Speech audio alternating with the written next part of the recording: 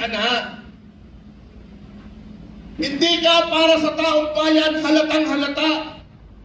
Isipin mo, ipagtatanggol mo pa, nagbaba na ng presyo sa pandaigdigang merkado. Nagbaba na ng $20 per barrel. Imbis na marinig namin sa inyo, Secretary Sharon Garin, na sabihin ninyo na malaking bagay na ito na, makakabalik na tayo sa dating presyo. Pero hindi, ano ang pinapaliwanag ninyo?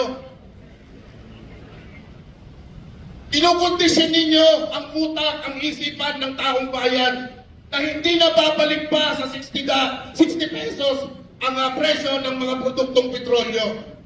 Isipin mo, nagbababa na ng presyo sa pandaigdigang merkado. Pero ang sinasabi nyo, maraming nasirang infrastruktura. Alam mo, Secretary Garin, kahit pa ano ang masira, basta bumaba ang presyo, kasama dapat tayo sa pagbaba.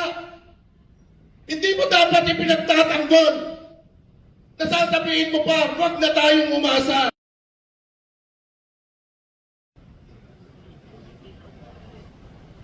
Kung nananatili ka lamang, Secretary Garin, na tagapagsalita ng mga oil companies, mag-resign ka na.